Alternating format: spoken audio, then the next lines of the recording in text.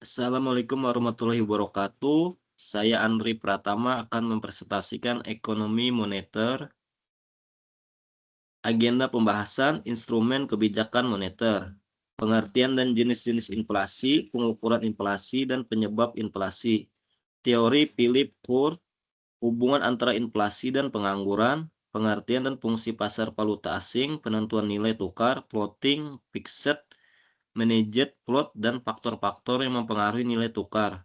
Dampak perubahan nilai tukar terhadap perekonomian, jenis-jenis krisis keuangan, penyebab krisis keuangan, dan dampak krisis keuangan terhadap perekonomian. Peran kebijakan moneter dalam mengatasi krisis keuangan, jejak krisis ekonomi di Indonesia 1998, 2008, 2020. Instrumen kebijakan moneter, definisi kebijakan yang diambil oleh Bank Sentral di Indonesia, BI, Bank Indonesia untuk mengendalikan jumlah uang yang beredar di masyarakat. Tujuan utama menjaga kestabilan nilai mata uang rupiah, mengendalikan inflasi, mendorong pertumbuhan ekonomi. Kutipan monetary policy is about controlling the supply of money to stabilize the economy.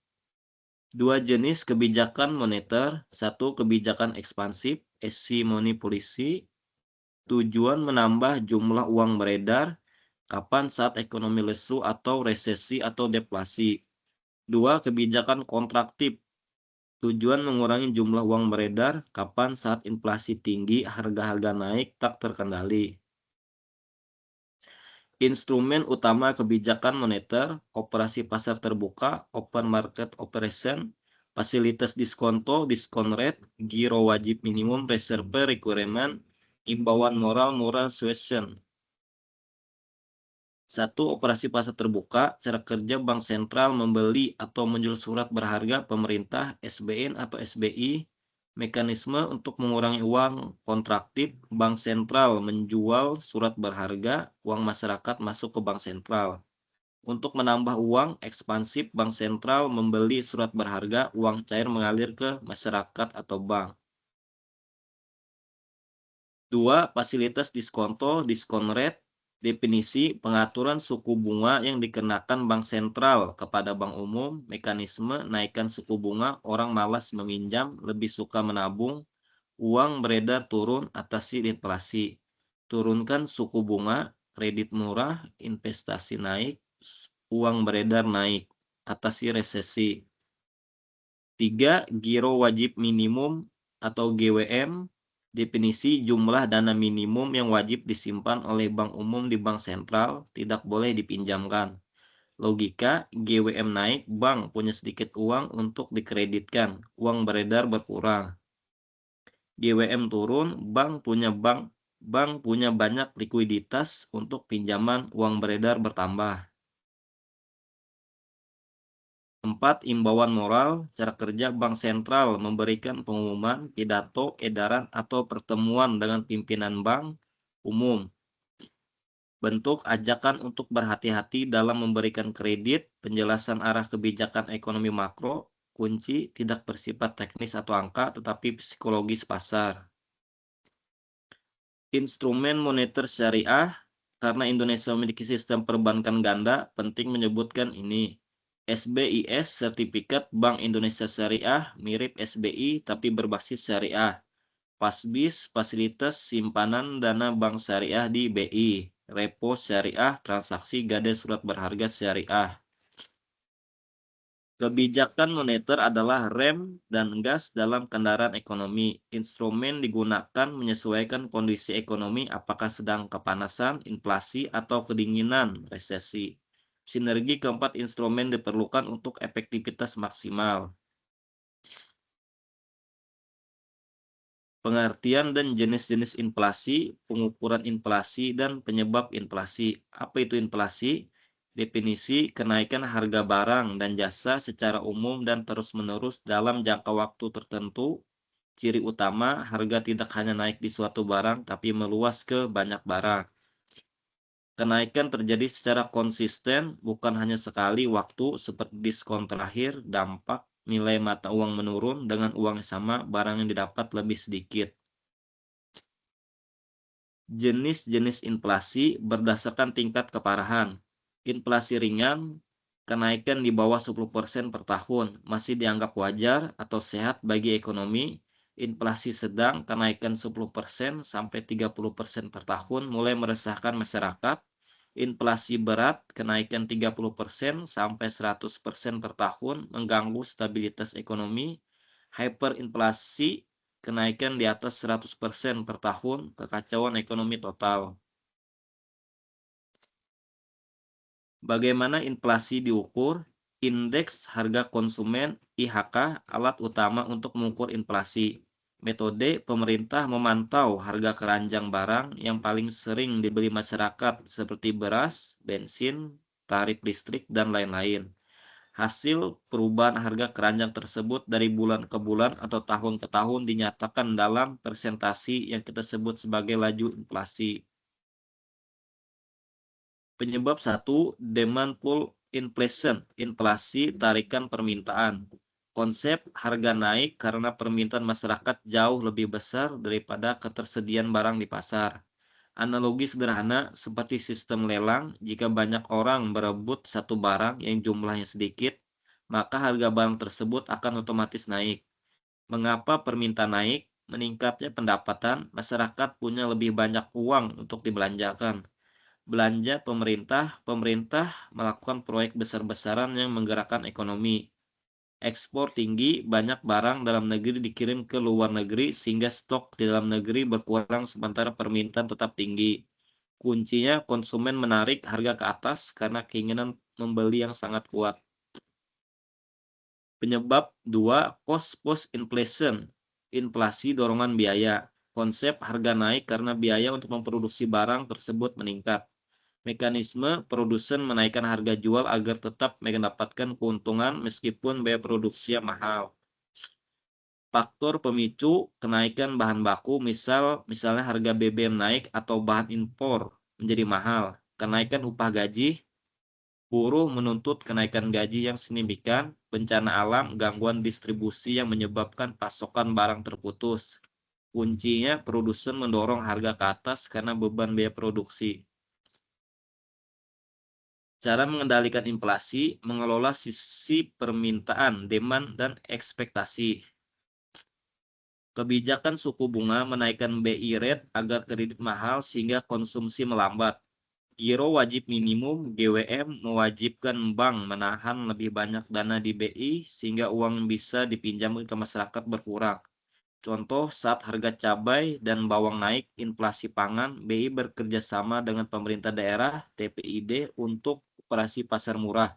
Sekaligus BI menjaga suku bunga agar masyarakat tidak panik memborong barang. Demand pull inflation, permintaan naik, supply tetap. Konsep terlalu banyak uang memburu barang yang terlalu sedikit. Ketika pendapatan masyarakat naik atau minat beli tinggi, tapi pabrik tidak bisa menambah produksi dengan cepat. Kelangkaan barang terjadi, penjual otomatis menaikkan harga.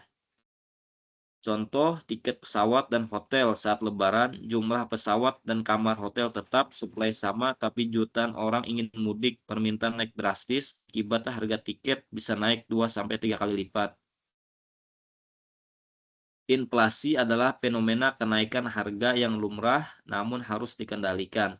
Inflasi bisa datang dari sisi pembeli, terlalu banyak permintaan, demand pull. Inflasi juga bisa datang dari sisi penjual, biaya produksi naik, cost push. Pemerintah dan Bank Sentral, Bank Indonesia bertugas menjaga agar inflasi tetap berada di tingkat yang sehat, rendah, dan stabil. Teori Philip Kurz, hubungan antara inflasi dan pengangguran. Apa itu kurva Phillips? Konsep ekonomi yang menggambarkan hubungan terbalik negatif antara tingkat pengangguran dan tingkat inflasi. Asal-usul dikembangkan oleh Awe Phillips 1958 berdasarkan data ekonomi Inggris 1861-1957. Premis utama, semakin rendah tingkat pengangguran, semakin tinggi tingkat inflasi dan sebaliknya. Teori ini bermula dari pengamatan empiris bahwa ketika ekonomi sedang panas dan pengangguran rendah, upah cenderung naik lebih cepat yang kemudian mendorong kenaikan harga barang secara umum. Kurva Phillips Jangka pendek, mekanisme permintaan agregat naik, perusahaan butuh lebih banyak pekerja, pengangguran turun, pasar tenaga kerja ketat, upah naik, biaya produksi naik, harga jual naik, inflasi, konsep trade-off pertukaran antara inflasi dan pengangguran. Di jangka pendek, pembuat kebijakan seolah memiliki menu pilihan. Jika ingin mengurangi pengangguran, mereka harus bersiap menerima inflasi yang lebih tinggi. Kegagalan kurva Philip, fenomena stagflasi, kritik tahun 1970-an, hubungan terbalik ini rusak. Stagflasi terjadi stagnasi pengangguran tinggi bersamaan dengan inflasi tinggi, menyebab guncangan penawaran misal krisis minyak dan perubahan ekspektasi inflasi masyarakat. Tokoh kunci Milton Friedman dan Edmund Peirce tahun 70-an membuktikan bahwa kita bisa mengalami inflasi tinggi dan pengangguran tinggi sekaligus. Ini mematahkan anggapan bahwa inflasi tinggi selalu membeli lapangan kerja. Kurva Philip jangka panjang, inti teori dalam jangka panjang tidak ada trade-off antara inflasi dan pengangguran. Nauru non-accelerating inflation rate of unemployment, tingkat pengangguran alami. Jika pengangguran ditekan di bawah angka alami ini, inflasi akan terus berakselerasi tanpa kendali. Dalam jangka panjang, uang bersifat netral. Mencetak uang hanya akan menaikkan harga, tidak menambah jumlah lapangan kerja secara permanen. Ekonomi akan selalu kembali ke tingkat pengangguran alamiah. Implikasi kebijakan ekonomi, manajemen permintaan, demand management, pemerintah dapat menggunakan kebijakan fiskal atau moneter untuk menggeser permintaan agregat. Stimulus efektif menurunkan pengangguran hanya dalam jangka pendek. Biaya disinflasi, untuk menurunkan inflasi yang tinggi, bank sentral harus menaikkan suku bunga. Dampak pertumbuhan ekonomi melambat, pengangguran meningkat, sementara Sharpe ratio. Kebijakan ekspansif bisa menurunkan pengangguran untuk sementara waktu, tapi biaya ada inflasi di masa depan. Sebaliknya, obat untuk inflasi tinggi adalah kebijakan ketat yang seringkali menyakitkan bagi pasar tenaga kerja jangka pendek. Inflasi kebijakan ekonomi, peran ekspektasi inflasi. Kebijakan harus kredibel agar masyarakat percaya target inflasi. Jika masyarakat ekspektasi inflasi naik, upah akan naik sebelum harga naik. Independensi bank sentral penting untuk menjaga fokus pada stabilitas harga jangka panjang, bukan godaan politik jangka pendek, menurunkan pengangguran jelang pemilu. Supply side policy untuk menurunkan pengangguran jangka panjang yang harus diperbaiki adalah pendidikan, infrastruktur, dan deregulasi, bukan sekedar mencetak uang. Pelajaran terpenting bagi membuat kebijakan modern, jangan mencoba menekan pengangguran di bawah tingkat alaminya. Menggunakan kebijakan moneter karena hanya akan memicu inflasi yang tidak terkendali. Jangka pendek ada hubungan negatif antara inflasi dan pengangguran. Jangka panjang hubungan hilang, kurva vertikal. Kunci kebijakan stabilitas harga adalah prasyarat untuk pertumbuhan ekonomi yang sehat, bukan penghalang penciptaan lapangan kerja. Pengertian dan fungsi pasar valuta asing. Pengertian pasar valuta asing (forex), definisi tempat atau mekanisme di mana individu, perusahaan, dan bank melakukan jual beli mata uang asing. Karakteristik utama berlangsung 24 jam sehari global. Pasar finansial terbesar dan paling liquid di dunia tidak memiliki lokasi fisik, transaksi dilakukan secara elektronik. Fungsi pasar valuta asing, transfer daya beli memungkinkan konversi mata uang untuk transaksi perdagangan internasional, ekspor impor. Penyediaan kredit menyediakan fasilitas pembiayaan bagi eksportir atau importir selama barang dalam pengiriman. Hedging, lindungan nilai, melindungi pelaku ekonomi dari risiko kerugian akibat perubahan nilai tukar yang fluktuatif di masa depan. Sistem penentuan nilai tukar (kurs). Terdapat 3 mekanisme utama yang umum digunakan di dunia: fixed exchange rate, kurs tetap, floating exchange rate, kurs mengambang. Managed float, kurs mengambang terkendali. 1. Sistem kurs tetap. Mekanisme nilai mata uang dipatok secara permanen terhadap mata uang negara lain, misal USD atau komoditas tertentu emas. Kelebihan memberikan kepastian bagi eksportir atau importir. Kekurangan, pemerintah atau bank sentral harus memiliki cadangan devisa yang sangat besar untuk menjaga stabilitas. 2. Sistem kurs mengambang. Mekanisme nilai tukar sepenuhnya ditentukan oleh permintaan dan penawaran di pasar tanpa campur tangan pemerintah. Kelebihan, pasar akan menyesuaikan diri secara otomatis. Kekurangan, nilai tukar sangat proaktif, berisiko tinggi tergantung kondisi pasar global. 3. Sistem kurs mengambang terkendali. Mekanisme nilai tukar dibiarkan bergerak mengikuti pasar, namun bank sentral akan melakukan intervensi jika fluktuasi sudah terlalu ekstrim atau tidak wajar. Tujuan menjaga stabilitas ekonomi makro, namun tetap fleksibel terhadap dinamika pasar dunia. Contoh sistem banyak diterapkan di negara berkembang, termasuk Indonesia. Faktor-faktor yang mempengaruhi nilai tukar. Inflasi. Negara dengan tingkat inflasi rendah biasanya memiliki nilai mata uang yang lebih kuat karena daya belinya terjaga. Suku bunga. Menaikkan suku bunga menarik investor asing modal masuk sehingga permintaan mata uang lokal meningkat dan nilai tukar menguat.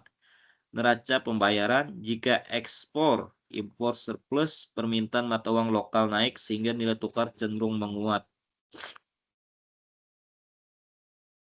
Faktor-faktor yang mempengaruhi nilai tukar. Stabilitas politik dan ekonomi. Negara yang stabil lebih dipercaya investor sebagai tempat menyimpan aset, safe haven. Utang publik. Negara dengan utang yang sangat besar berisiko mengalami inflasi tinggi yang bisa memicu pelemahan nilai tukar. Spekulasi, persepsi pasar terhadap masa depan ekonomi suatu negara dapat memicu aksi beli atau jual besar-besaran terhadap suatu mata uang. Penyebab rupiah melemah dari waktu ke waktu. Faktor fundamental, inflasi dan neraca transaksi berjalan. Perbedaan inflasi. Jika inflasi di Indonesia lebih tinggi dari Amerika, historis daya beli rupiah tergerus lebih cepat dibanding dolar, sehingga kurs melemah. Impor lebih besar dari ekspor, kita butuh dolar untuk membayar impor. Jika kebutuhan dolar selalu tinggi, harga dolar makin mahal, rupiah melemah. Contoh, tahun 1990-an kurs 2.500 per dolar, sekarang 16.000 rupiah per dolar. Ini terjadi karena secara jangka panjang kita sering defisit, lebih banyak beli jasa atau barang asing dibandingkan jual ke mereka. Neraca perdagangan ekspor versus impor.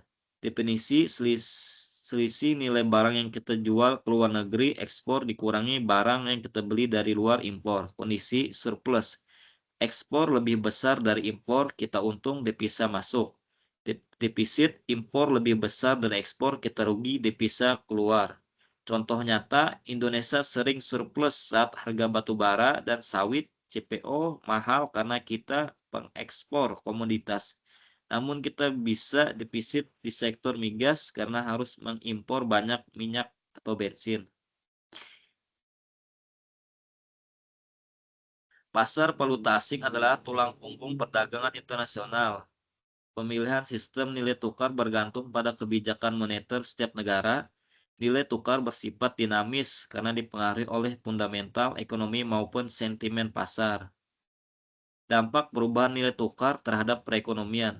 Dua sisi perubahan nilai tukar, depresiasi, pelemahan, penurunan, misal mata uang lokal terhadap mata uang asing, misal 15.000 menjadi 16.000 per dolar. Apresiasi, penguatan, kenaikan nilai mata uang lokal terhadap mata uang asing, misal 16.000 menjadi 15.000 per dolar. Catatan, dampaknya akan dirasakan berbeda oleh produsen, konsumen, dan pemerintah. Dampak terhadap perdagangan internasional ekspor. Jika mata uang melemah, depresiasi, harga barang ekspor menjadi lebih murah di pasar luar negeri. Volume ekspor cenderung meningkat, TSM naik, Jika mata uang menguat, apresiasi harga barang ekspor menjadi lebih mahal bagi pembeli asing. Volume ekspor berisiko menurun karena kalah saing harga. Dampak terhadap perdagangan internasional impor, jika mata uang melemah, depresiasi harga barang impor, bahan baku, barang modal menjadi lebih mahal. Biaya produksi industri dalam negeri yang bergantung pada impor akan membengkak. Jika mata uang menguat, apresiasi barang impor menjadi lebih murah, menguntungkan bagi industri yang menggunakan bahan baku luar negeri.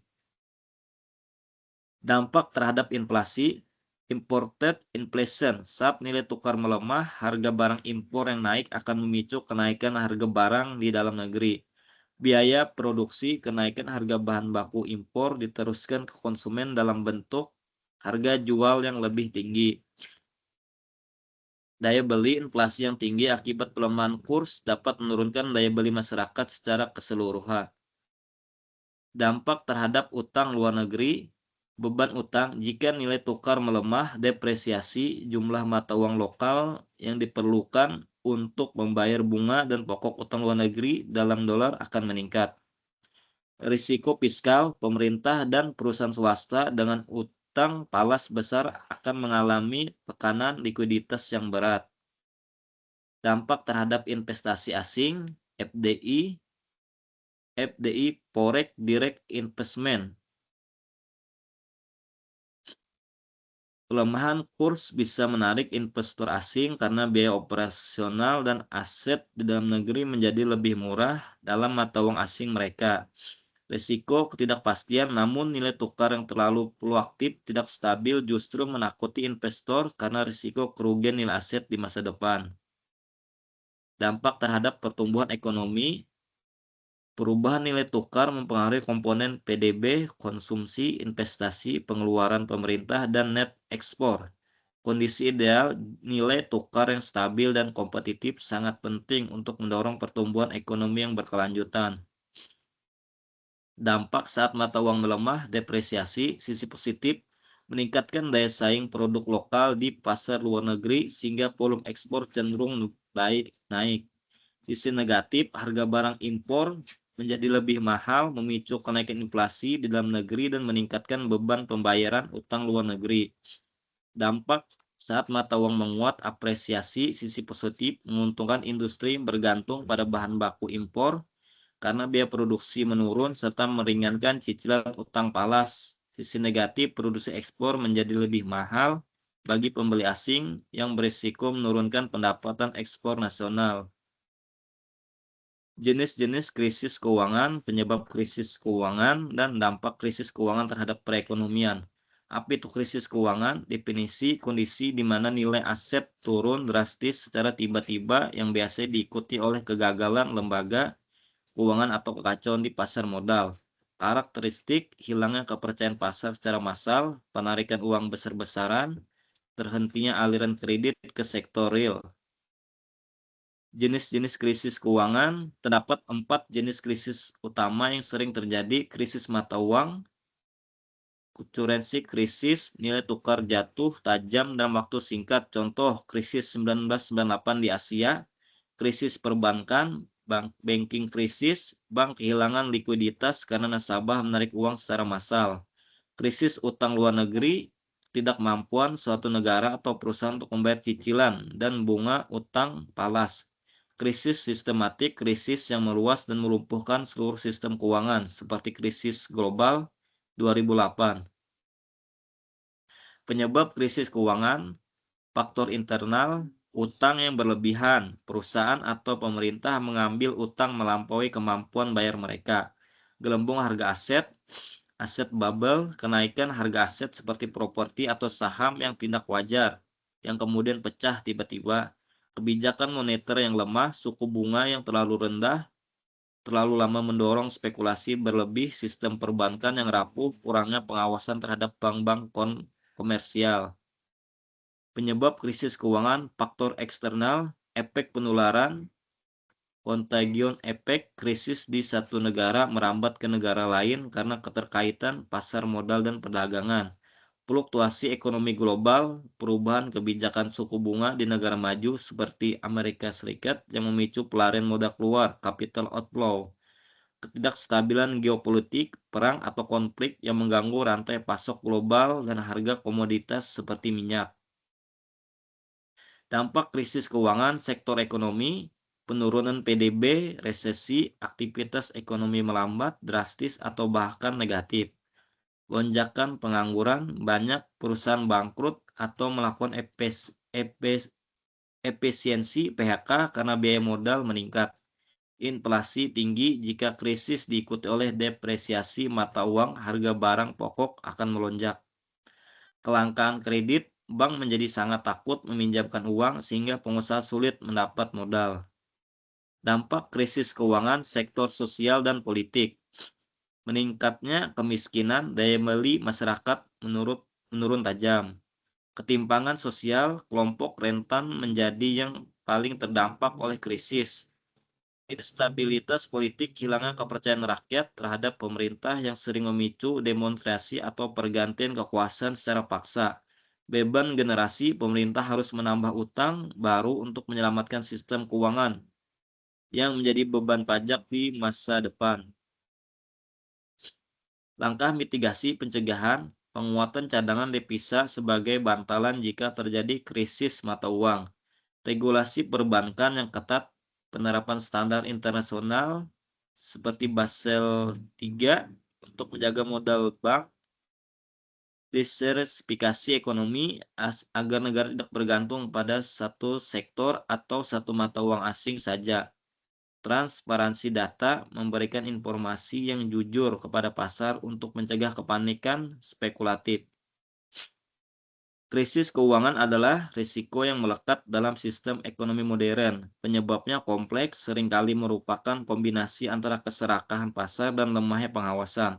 Dampak krisis tidak hanya berhenti di angka-angka statistik, tapi menyentuh kehidupan nyata jutaan orang.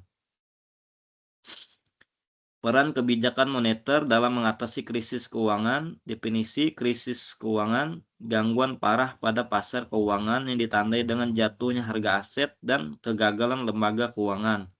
Apa itu kebijakan moneter? Langkah-langkah yang diambil bank sentral untuk mengelola jumlah uang beredar dan tingkat suku bunga. Tujuan utama menjaga stabilitas harga, mendukung pertumbuhan ekonomi, dan menjaga stabilitas sistem keuangan. Tujuan kebijakan moneter saat krisis, menyediakan likuiditas, memastikan bank memiliki cukup uang tunai untuk beroperasi, memulihkan kepercayaan, menenangkan pasar dan investor, mencegah deflasi, menghindari penurunan harga yang merusak permintaan. Stabilitas kurs, khusus negara berkembang, menjaga agar nilai tukar tidak jatuh terlalu tajam. Instrumen moneter konvensional, penurunan suku bunga BI rate, Fed Fund rate, menurunkan biaya pinjaman untuk mendorong konsumsi dan investasi. Operasi pasar terbuka, membeli surat berharga pemerintah untuk menambah likuiditas di pasar. Giro wajib minimum GWM, menurunkan cadangan wajib bank agar bank bisa menyalurkan lebih banyak kredit. Kebijakan moneter non-konvensional digunakan ketika suku bunga sudah mendekati nol. Quantitative easing, pembelian aset skala besar, obligasi pemerintah atau swasta oleh bank sentral. Forward guidance, komunikasi publik mengenai arah kebijakan suku bunga di masa depan untuk memberikan kepastian. Lender of last resort, bank sentral memberikan pinjaman darurat kepada bank yang mengalami kesulitan likuiditas akut. Mekanisme transmisi kebijakan, bagaimana kebijakan moneter memengaruhi ekonomi real. Saluran suku bunga, bunga turun, kredit murah, investasi naik. Saluran harga aset, likuiditas naik, harga saham atau properti naik, kekayaan masyarakat naik. Saluran ekspektasi, intervensi tegas, kepercayaan pasar kembali, ekonomi bergerak. Tantangan dan resiko. Liquidity trap, kondisi di mana suku bunga sudah sangat rendah tapi masyarakat tetap tidak mau belanja atau investasi. Inflasi, pencetakan uang atau likuiditas berlebih berisiko memicu kenaikan harga di masa depan. Moral hajat, bank mungkin menjadi terlalu berani mengambil risiko karena tahu akan diselamatkan oleh bank sentral. Lag waktu kebijakan moneter membutuhkan waktu biasanya 12 sampai 18 bulan untuk terasa dampaknya secara penuh. Kebijakan moneter adalah garda terdepan dalam merespon krisis keuangan. Kombinasi instrumen konvensional dan non-konvensional diperlukan tergantung pada skala krisis.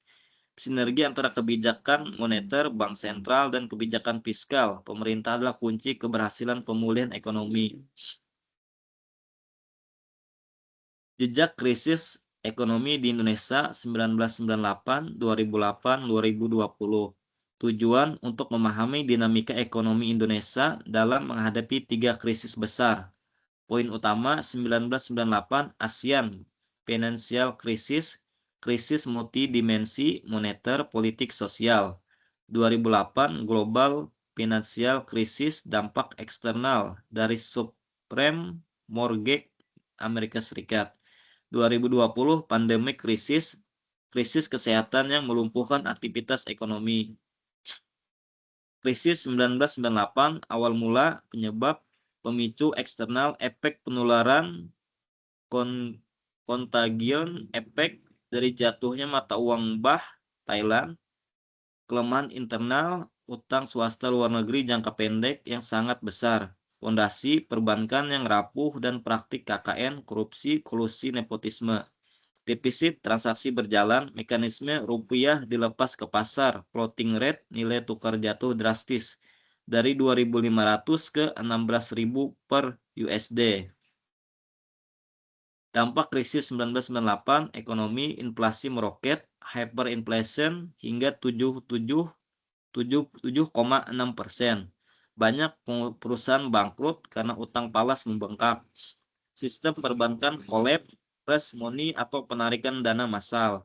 Sosial dan politik, pengangguran massal dan kemiskinan meningkat tajam.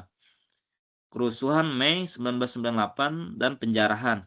Lengsernya Presiden Soeharto 21 Mei 1998, krisis ekonomi berubah menjadi krisis legitimasi politik.